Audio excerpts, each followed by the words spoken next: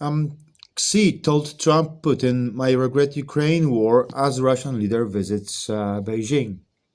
Chinese President Xi Jinping told Donald Trump during the US president's visit to Beijing that Vladimir Putin might come to regret his invasion of Ukraine, the Financial Times reported Monday, citing sources familiar with the US assessment of the talks. The remarks represent a notably sharper stance that Xi has previously taken on Russia's aggression. While Xi conversations with former President Joe Biden were described as frank and open, he had not gone so far in criticizing Moscow.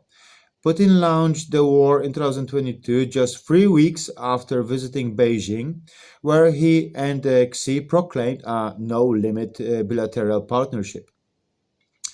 The FT report emerged just as Putin arrived in China for a 2-day state visit. That was his 25th trip to the country, according to Chinese diplomats who formed the journey as near routine.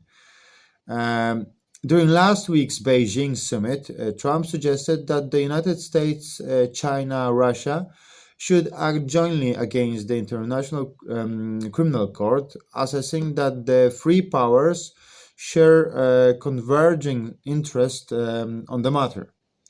The Trump administration has previously accused the ICC of politicization and disregard for US sovereignty.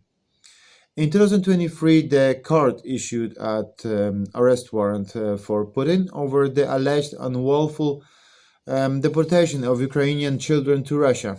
Everybody remember that.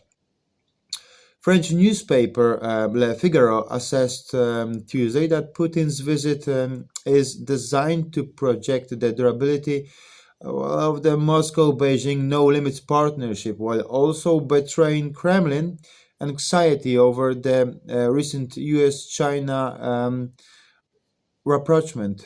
Putin must prevent the emergence of a G2 that would push him to the sidelines, the paper wrote, referring to the term Trump used to describe the US-China relationship. Le Figaro noted a growing imbalance between China, um, the world's leading trade power, and Russia, which is increasingly economically dependent on its neighbor, an undercurrent that quietly strains the partnership despite its public displays of unity. Well, we all gonna see what's gonna happen with that.